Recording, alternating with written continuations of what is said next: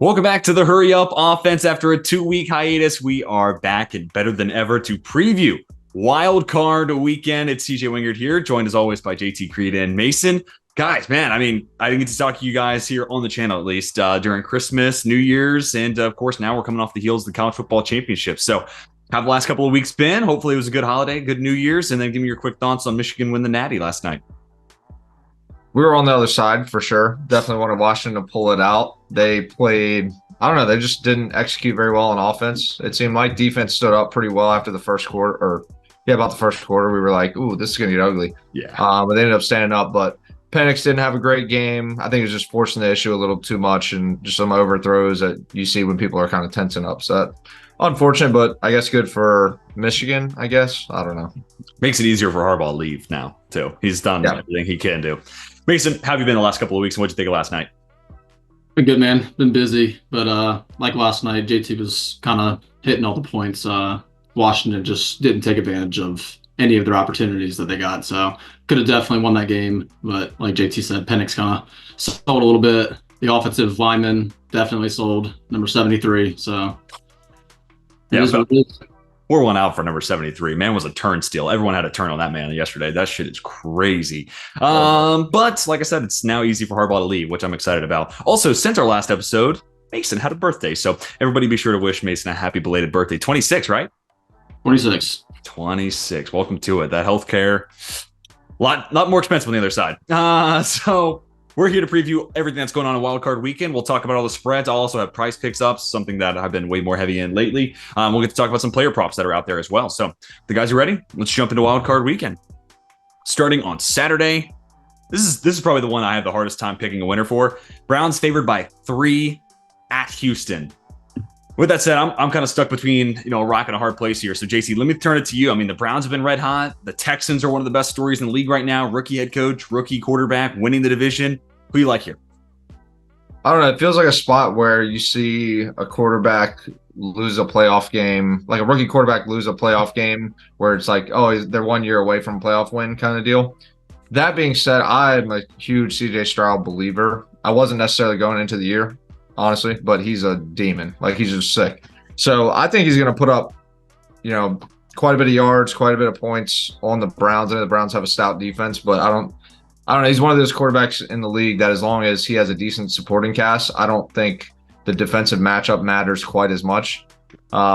He's able to kind of neutralize it with some of his footwork, just getting the ball out early and then keeping him honest with deep shots still, even with Tank Dell out. So I do like the Texans here at +3 and pretty much all of CJ Stroud's props. So like over 1.5 touchdowns passing is +120. I think that's a gimme. And then his passing yard props surprisingly low to me on DraftKings. It's 245.5. That's what I see. So I think he should be more in like the 270s as far as his prop line.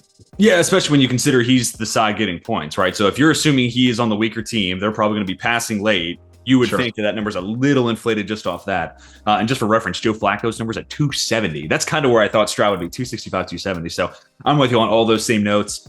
I'm interested to see if somebody other than Nico Collins steps up in this game. Like, do we get like the ghost of Robert Woods being active? Can John Mechie do anything? Is the running backs? Is it Dalton Schultz? I feel like it can't just be another Nico Collins week. But basically, let me hear your thoughts. Browns favored on the road, headed to Houston. Yeah, like you just said, I think that's going to have to happen for the Texans to have a chance in this one. I mean, they already have a chance, but it's a tough matchup. I think I like Cleveland here. Texans went into Indianapolis last week. They got a big win. Now they're at home. I feel like everybody's going to be on the Texans. I just think that defense is going to show out. I think Flacco, the vet, I think he'll do enough just for that defense to kind of carry itself. But yeah, I just like Cleveland in this one. Yeah, I mean, like I said, this is the toughest one for me to pick. I've already bet Houston money line just because I think that's kind of fun. I think it could be a good storyline. Not that that's why people should bet anything, but a little half unit play, nothing crazy. I also wonder, outside of Amari Cooper, if the Browns get a secondary threat, whether it's their run game or Njoku to step up, they probably win this game. But if you take away Cleveland's run game and it's Amari Cooper and that's it, like, I feel like Houston's got a shot. Like, I feel like they can do it. So I've been really impressed with D'Amico Ryans and how he's been game playing on that side. So I'm rolling with Houston here, but it's a razor thin one. And JT, I think you nailed some props there with CJ Stroud. Considering Nico Collins the number one guy, I like that a ton too. And maybe Dalton Schultz. Like I could see where Dalton Schultz maybe is that number 2 guy this week for Houston, just because Cleveland's linebackers not always the best. Anyways, leaving this one, on to our next Saturday game. This is Saturday Night Football. Dolphins at Kansas City. Chiefs favored by 4. Mason, let me get your initial thoughts on this one. I mean, it's not the same Kansas City team of years prior, but Miami can't beat teams with an above average or above 500 record unless they're the Dallas Cowboys, who also have a bit of a home road split issue. So let me hear your early thoughts on Chiefs Dolphins. Yeah, let's just talk about the absolute collapse from the Dolphins. You're leading the division for probably most of the year. So now they're really regretting that. Now they have to go all the way to Kansas City. It's going to be cold. It's not going to be great weather conditions, I'm sure. But that said, dude, I think give me the Dolphins. A sneaky dub in the playoffs. Give me the Dolphins. Like you said, the Chiefs are not the same as they have been in the past. I think it'll be close. It's a bang-bang play, but give me the Dolphins, man, especially the +4. Yeah, and I've already put up my predictions for who's going to the Super Bowl and who wins what matchups. I predicted the Dolphins win this game. Now, I don't really know anything more than just like a gut feeling why I feel that way, but call it a gut feeling. I don't think this is the same Kansas City team of years prior, like I had said. And Patrick Mahomes has never played a road playoff game. And I think something about that stays true this year. He loses at home, doesn't get to play a road playoff game the rest of the way. Miami gets the big win, the big signature win. And plus, they will have Waddle and Mostert back this week, which is a huge reinforcement, something they didn't have last week against Buffalo. JT, 2-part question. One, what do you think about this one? And secondly, who would you be more scared of? Miami would have been at home taking on Buffalo versus being in Kansas City, but who would you rather see wildcard weekend, Buffalo or Kansas City? I think I'd rather play Kansas City, but I don't know. At home, I think Kansas City, I don't know. I'm backing the Chiefs at home this week. I don't think that Miami gets it done. I think a lot of this game is going to ride on the health of Waddle, to be honest, and whether he's 100% or if he's coming back 85%, whatever it may be, with that high ankle sprain.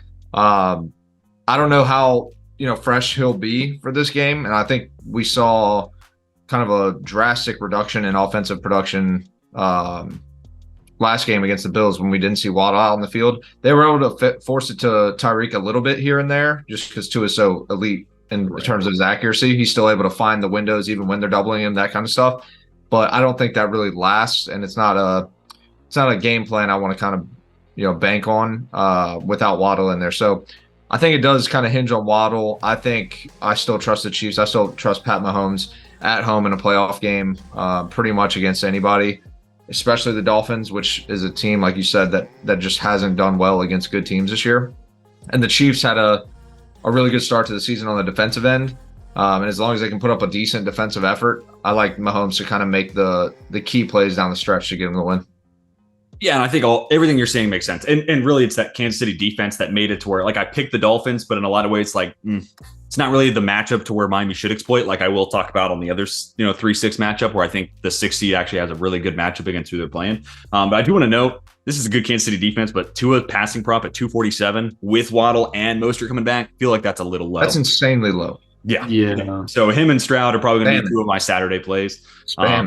I also think this is a game where, like, kind of like you noted, you need Waddle, but I also think you need to stretch the Chiefs vertically. Like, you need to have Achane running those jet sweeps. You need to force the Chiefs to defend every blade of grass that there is. So, going to be a really interesting one, which, kind of, let me just ask y'all just kind of off the cuff. Do you think this is like a Miami team that's just good against bad squads? Their one win against a team over 500 is Dallas. Dallas is on the road, and just like Cleveland's defense, those home road splits are really stark for Dallas.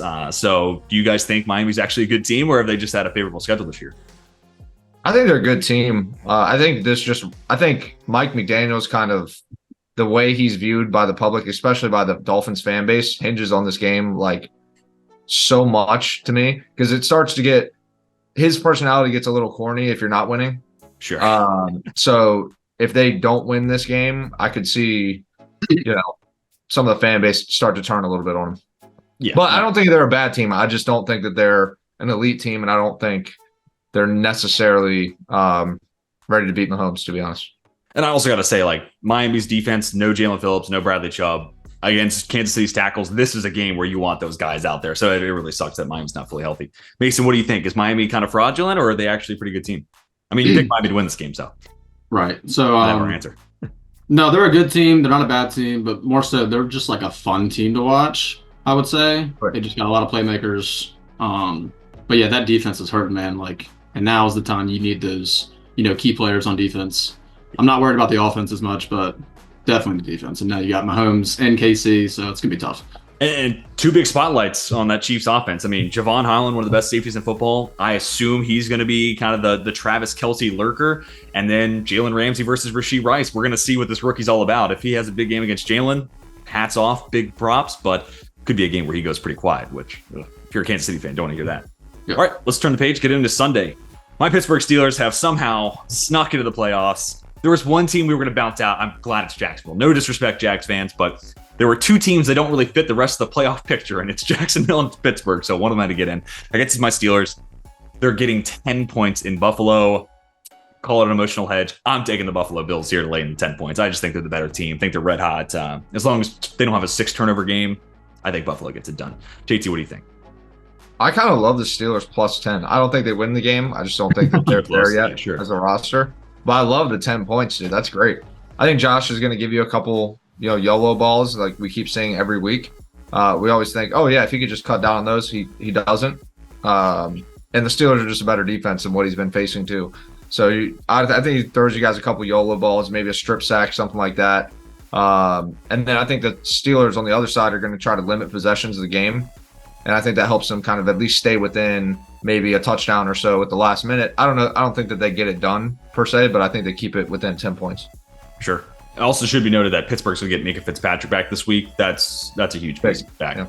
So, Mason, what do you think about this one? Bills favored by 10 at home. It's the 2 seed. Dave Davis is also injured, by the way. I don't know if he's going to make this game. It sounds like he'll miss this week, be back the next week. From everything that I've kind of been following, sounds like it's a 1 week type of deal. Well, there is no next week if you don't beat the Steelers, which I'm with JT. Yeah. Which same thing for TJ Watt too. TJ Watt's not playing this week. Right. That's going to be okay. Yeah. If Pittsburgh could win, he would come back the next week. Sure. No, I'm with JT. I think they keep it close. Who are you guys putting on the field under center? Well, I mean, that was going to be my next conversation point, just because I think it's the biggest storyline. It's going to be Mason Rudolph. It sounds like, which to me says we're moving on from Kenny. I mean, I know there have been public, statements backing Kenny Pickett, but you can't tell me you drafted a quarterback in the first round 2 years ago. Then you made the playoffs and you're not starting him because he's not the hot hand. You can't tell me that that's your future guy. Yeah, so I agree. I think Pittsburgh's in on the Kirk Cousins market next year. And if not him, Mike Tomlin's going to find corny ass Russell Wilson. He's going to find that admirable. And I'm going to be a Buffalo Bills fan if that happens next year. I will fully trade sides if Russell Wilson's under center for Pittsburgh next year. So, yeah, I think it's going to be Mason because he's the hot hand over the first rounder. So that's what I think. But I'd love to know your thoughts. Does Kenny not playing in this game mean everything? To me, it does. Or do you guys think he's under center next year? I don't know. I don't think he starts for you guys next year unless you get kind of more conservative in the draft. Sure. I could see that too. Yeah. Well, then let me ask you, Justin Fields, he's probably a second, third round pick in trade compensation if Chicago goes that way. If Fields is, let's just call it an early third, what is Kenny Pickett worth? A fifth? A fourth? Dude, I don't think that. 2 years of rookie contract. I don't think his market is very. No, there's not really a market for him. I don't think. He's probably just a cheap backup at that point, right? Good backup. I think he's a good backup long term. But the backup quarterback is the one leading us to the playoffs right now. So is he even the backup in Pittsburgh next year? Like, I don't know, dude. Like, Justin Fields is a good shout. I don't know about them and the Steelers. I feel like that's a decent fit. I don't hate it whatsoever. A lot of people are saying Atlanta, which I don't hate that either. Like a backfield of him and that makes sense too. Him and Bijan would be hot with the right OC. Or even Vegas. Like, I don't hate Vegas as a place for Fields to go to, depending on who ends up being the head coach there. Like, I can see where Antonio Pierce, if he's back, he's like, I was overlooked. Nobody believed in me. You're in the same spot. Let's do that. Like, I don't know. Kind of an interesting market right now for Justin Fields. But again, if Fields is a third rounder, Kenny Pickett, he's got 2 years on a rookie contract. That's the only appealing thing about making a trade for him. He's a cheap quarterback for the next 3 years. So a fourth, a fifth, maybe. I don't know. Interesting conversation nonetheless. But sounds like I'm the only one taking the Bills here. You guys like the Steelers getting the points, but I think we all like Buffalo to win. Next Saturday game, Packers and Cowboys. So real quick before we get into the game, did Dez catch it? I'm on the yes camp. Did Dez catch it? Yeah, throwing it all. This is a rematch of that game. I got to ask. See, I don't really know that I've reviewed the catch that much. I just don't care that much. You were the one person who has not seen that clip too many times in their life. No, yeah, I'm good on Cowboys. beef. Yeah, well, it sounds like a Vikings fan. He's like, Packers on, next channel. Like, let's go. All right, anyways, Green Bay gets 7.5 against the Dallas Cowboys. Dallas is at home, and I think they've been a different squad at home so far this year. So, Mason, let me hear your thoughts. North of a touchdown and extra point advantage for Dallas, do they cover? Absolutely. That number's too low or high, whatever direction you want to go. I think Cowboys blow them out, to be honest. I think they win by 14 plus. Like you said, they're just a different team at home. Packers, I haven't really been high on at all this year. They're kind of playing with some fire now, but I don't think it matters. I think the Cowboys kind of cruise here. Running the ball, throwing the ball, everything. So I'll take the Cowboys. I like it. JT, what are your thoughts on this one? I kind of wanted to lean Packers just because I think that they're a pretty solid squad as far as just like the entire roster construction goes and what we've seen recently over the past couple of weeks. But I think we run into an issue where it's only at 7.5 if Jordan Love is dicing. And I don't trust him to dice, 3 weeks in a row. And he's been playing pretty well. And I don't really trust him to go and play the same way at the Cowboys in a playoff game. I think we see some missed throws from him. So I think 7.5, I think Mason might be right on this one, winning by 2 scores. Because I think the Cowboys are going to roll on offense. I don't think the Packers are going to do a whole lot on defense to stop them at home. And it's just a matter of I think Jordan Love might just miss enough throws to where it becomes a 2-score game. Yeah, I'm with you. I'm taking Dallas in the points here. I also think Joe Barry, they just got to make a change at DC. And, 2 weeks ago, he gets praise because Jaron Hall just didn't see any open guys. But JT, you sent us screenshots. They were open. Literally wide open receivers. Yeah. So you had a 5th-round rookie, not able to find those guys. So I think CeeDee Lamb props. They're at 98.5 receiving yards right now, but dude, with his volume, it's just not enough. It's just not high enough.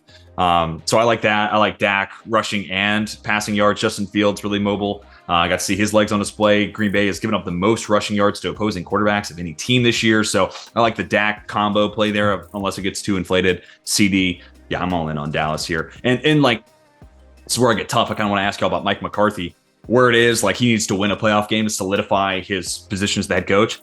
I think this one honestly shouldn't even count. I think he needs to win 2 games, if I'm honest. He needs to win this one and win another one for him to solidify that standing. But I don't know where it is. If he wins one, he's staying. So what do you guys think? Should Mike be back next year? Yeah, I don't think it's a coaching issue. I think he's been a good play caller, honestly. I think he's fine. I don't have any issue with him. I just don't think Dak's that good. I don't think Mike McCarthy is keeping them from a Super Bowl. Mason, any objections? Mike McCarthy's back next year for Dallas? Yeah, I mean, he should be. Like JT said, it's not a coaching thing. He's done a well enough job this year calling the plays, so no issue there. All right. Well, then we get to our Sunday night game, and this might be the game I'm looking forward to the most, if I'm honest. Matt Stafford going back to Detroit, and I'll be quick here. This is the other 6-3 upset that I predicted. I think the Dolphins beat Kansas City. I think the Rams have a really nice matchup against Detroit. I think that offense rolls. Detroit's secondary is really suspect. They have 1 pass rusher right now, and that's Aiden Hutchinson. I think Matt Stafford claims to win in Detroit this upcoming week, so give me LA. Mason, what do you think about this one? I think I agree with you. I said before we even saw the playoff teams that the Rams were going to probably make some noise. And like you said, this is a pretty good matchup, even though it's on the road. Like you said, this is probably the game I'm looking forward to the most. Stafford going back to Detroit, first playoff game in I don't know how long. But yeah, give me the Rams here. I also think Aaron Donald as that interior game wrecker. You get that pressure against Goff up the middle, that changes everything. So, and if I said Stafford gets a win at LA, I meant to say in Detroit. That's obviously the big storyline here. But JT, let me hear your thoughts. Lions favored by 3.5 at home. Yeah, I like the Rams plus 3.5. I think some of the Dan Campbell aggressiveness that we see on 4th downs and stuff like that, as far as games type situations, let's say they're around the 50 and they go for it. I think Stafford being kind of the veteran, he's going to take advantage of some of those, 50-50 4th downs that they're not going to get all of them.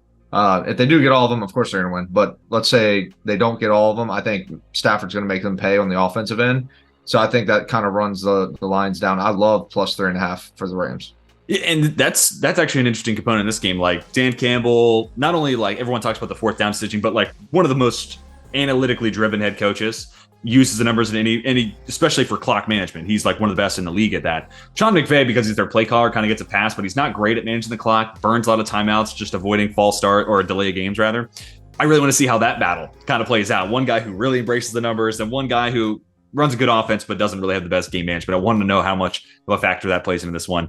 I also think Raheem Morris has been a great defensive coordinator, done a lot with a little on that side of the ball, just when you look at names on paper. That being said, no Sam Laporta, no Khalif Raymond, spam the Amon-Ra St. Brown props. This man might finish this game with 20-something targets. Like, legitimately, who else are they going to throw the football to? And also, I just wanted to note, I didn't get a whole lot of flack for this, but I find this to be insane. You look at usage percentage, the Saints use Rashid Shaheed more than the Lions use Jameson Williams. Is that not dumbfounding? It feels like this is going to be the game where JMO has to have his coming out party. Anyways, all that aside, any props or any other things you guys are looking at, matchups or bettable props or anything like that? In this game here? Yeah. Besides, I think we're all on the ASP train. Yeah, I think Amon-Ra for sure. I think some Gibbs receiving props, just kind of with the lack of targets with Laporta. I think we could see just reception numbers, or you can play the yards for Gibbs. I think we might see more of a run game from Montgomery, where we see kind of more of like a third down traditional style back from Gibbs at this game. So something to look out for. I mean, 22.5 receiving yards for Gibbs feels kind of low. So that feels like one, maybe two catches, especially against a team that doesn't have world beaters at linebacker. Mason, any props or any bets that you're looking to make for this one? No. No. Other than Rams money line. Plus 3.5. Like, if you just look at the health of each team, the Rams were able to sit a lot of their players last week for at least half the game. Their offense is fully healthy. Yeah. And the Lions is dinged up pretty significantly. They just played everybody, didn't they? The Lions played everyone. Yep. Yeah. And they got hurt. Cost them Laporta. Yeah. Laporta's hurt. Yep. So. And I do want to shout out typically teams that play a lot of man coverage, which Aaron Glenn's used a little less man coverage than he has in years past, but they're still a top 10 team in the NFL in regards to man coverage usage. Puka Nacua tends to be the guy the Rams lean on against man coverage, which is a little interesting. He's not the most athletic dude, but he's their man coverage beater. So I think that's another guy to keep your eye on. I'm looking at his props right now. 70.5, I think. 70.5 is 74.5 is what I see on Price Picks right now. But if you play Cooper Kupp at 70 or whatever he's at, I don't hate that either. But, Kupp's at 70.5. Oh, okay, cool. I'm definitely playing Puka and then the Gibbs receiving yards prop. That's a hot play. And just for the sake of it, let's look at what Jameson's at real quick. Jameson Williams, 38.5. That's one catch potentially for him. So if you're feeling ballsy, make a play. Also, if you're feeling ballsy, maybe just play his touchdown prop. That might be the more valuable way of going about it, right? So anyways, leaving Sunday, getting to Monday. It's another upset pick of mine. I got the Eagles winning at home. They're not favored. It's Philadelphia favored by 3 on the road. I got the Bucks winning. I got the Bucks winning. I got the Bucks winning in this one. Right. JT, what do you think about this? Oh man, I think the Eagles are going to win. I think they find a way to get it done. I think they still just have a powerhouse of an offense.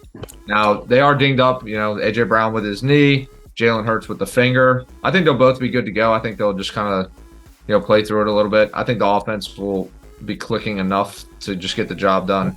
I don't know. I think the Buccaneers' ceiling is still a little lower than where the Eagles are, even though we haven't seen the Eagles' ceiling in probably 6 weeks or so. Have we seen it at all this year? I mean, they played well, but yeah, let's pull up their one too. I don't know. I think I just take the Eagles. I think they're still slightly better. I dig it. Mason, what do you think about this one? Any upset brewing? Oh yeah, the Bucs are winning this game. I love it. It's hard to beat a team twice. They met in week 4 in Tampa, and I'm looking at the box score now. Baker only threw for 146. It's not happening this week. Rashad White only had 38 yards rushing. It's not happening. Have you seen the Eagles defense? Yeah, it's atrocious. They just lost to the Giants. They are in shambles right now. Yes, you have a couple days to fix whatever, but I don't think it matters. The Bucs defense has been looking good as of late. They just look good. I think they win this game. Yeah, man. And I mean, even Philadelphia's pass rush, their secondary is taking a huge step back this year, but you can kind of expect that with age. But you always think of Philadelphia in that pass rush. And even over the second half this year, that hasn't been as dominant. Plus, I think the Bucs have their tackle tandem worse. Gedecke's been awesome this year. if Jalen Carter doesn't wreck this game, I don't see it. I don't see how Philadelphia wins it. That being said, this could be the, Jalen Hurts is 100% now. He's on his, right back to it. But I don't know. I just looked at this and I was like, I can't trust Philadelphia's secondary. I really like Baker passing props at 239.5. Mason, I think you hit it on the head. There's no way he's throwing for 100-something yards. Mike Evans at like 67.5 receiving yards. Spam the over there, in my opinion. And then Rachaad White receiving yard prop. I think Eagles linebackers, weak spot of that defense. I think he could have a big day too.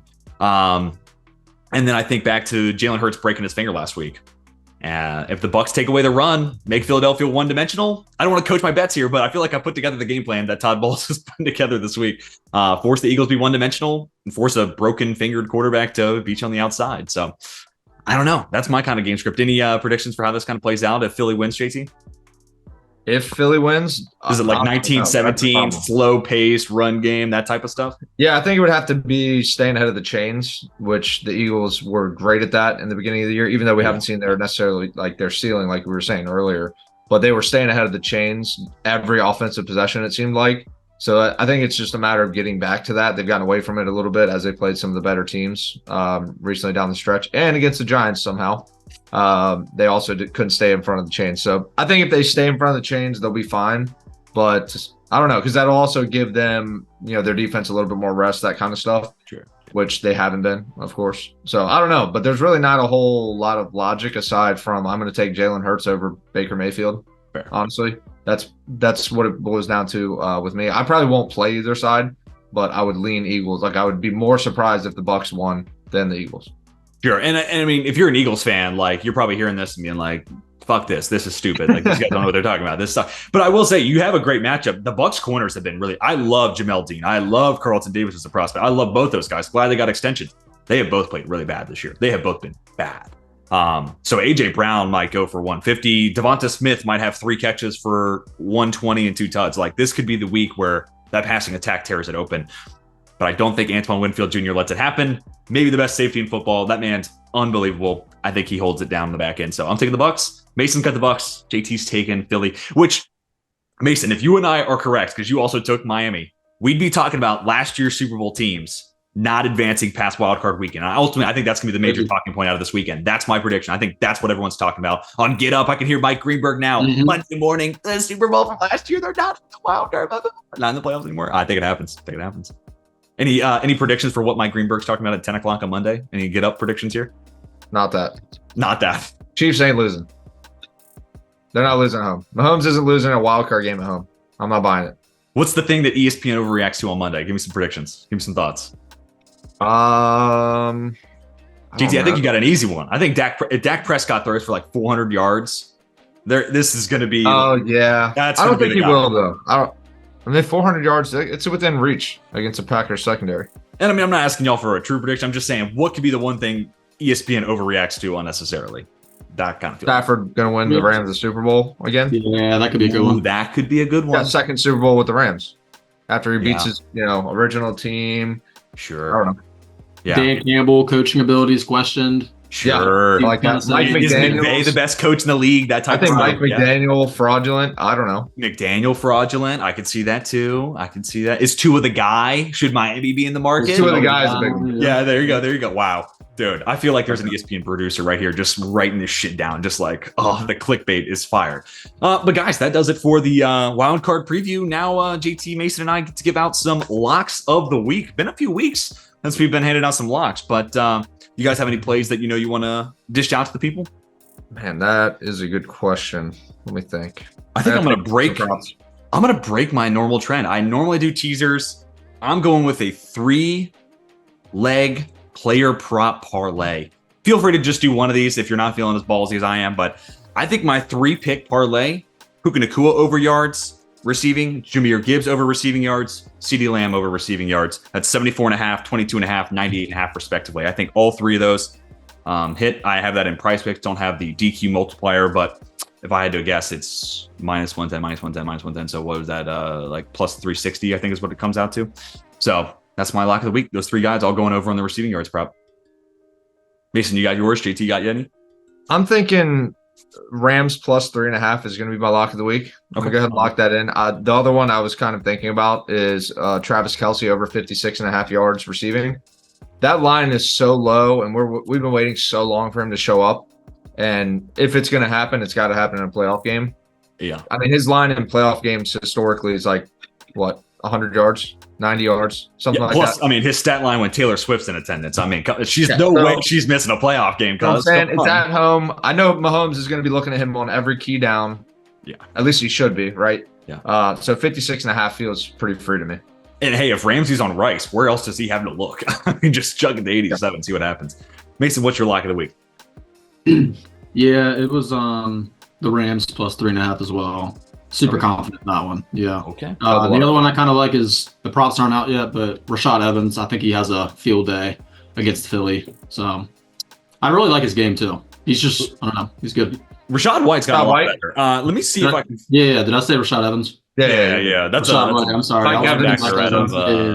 Rashad Evans almost seems cooler, but yeah. Yeah. Cool, Rashaan Evans, the old Bama linebacker turned Tennessee Titan, LA Ram. I say watch for Jaden Reed props as well. For the Packers, he's been getting a lot of looks downfield recently. I think his prop was at, I want to say 48.5. 48.5. Jaden Reed right now. I think that's a nice little prop as well. Packers have been targeting him a lot downfield to just kind of spread out the offense a little bit more. Well, I had floated something out on, I think it was Power Rankings a few weeks ago. I think he's their best receiver. Like a lot of people love Christian Watson, and I get it. But I think of the young receivers they have, Dobbs, Watson, Wicks, and him, I think Reed's the best of the bunch. He's definitely better than Dobbs. I would say close to Watson. I think it's quarterback dependent. I think maybe a little quarterback dependent with Watson. Like if you put Watson with Rodgers, I think Watson would take off career-wise. Sure. But I think Jaden Reed's more quarterback independent. I also think Dontayvion Wicks, Bo Melton have been better than I thought they would be at the NFL level. So good on those guys. Maybe they should consider them. Any other props? Any other things we want to talk about this week? What's your Super Bowl predictions? Let's get that out while we're here. I got Niners Bills, my prediction. Ooh, I'm not that far. Niners Bills isn't terrible. I don't know, to be honest. I'm gonna go. Damn, Niners Bills is good. I think Niners Bills. Honestly, I think that's a good shot. I think I would. Well, now that someone else has said it, it's definitely not going to happen. Actually, no. Give me. I'll go Rams and Bills. Oh, with the Bills winning it. That would be a hot Super Bowl. That would be. I'm gonna go Rams and Bills. I had San Francisco winning mine, by the way. So that was my prediction. I'd also love to see San Francisco, Miami. I don't know if Miami's got the guys to do it, but man, that would be sick. Mason, what's your early Super Bowl lean? Yeah, I think I'm gonna go out on a wing here. I think the Dolphins kind of catch heat. So give me Dolphins, Niners, Super Bowl. Niners on top though. Not going back to old reliable. Baker's not getting the Bucks there. We're not gonna jump on the Tampa train. They might win one game. But, Damn, that would be a hell of a story though. Cool. I dig Miami and San Francisco. That'd be a fun Super Bowl. But guys, that does it for Super Wildcard Weekend Preview. We went over eight games, right? No, yeah, six games. We went all over 6 games. So that's not my strong suit. But be sure to come back next week when we're going over divisional weekend. We'll also kind of recapping and kind of reacting to what we saw on Wildcard Weekend. So be sure to let us know what your favorite plays are down below, both spreads as well as player props. Let us know what you're playing on Prize Picks. Maybe we'll tail your plays. Love doing that. So hopefully you guys enjoyed. Hit that like button if you did. Subscribe if you're new to the channel. Be sure to come back next week when we review the divisional round of the NFL playoff picture. For my co-host JT Mason, my name is TJ, and we are signing off.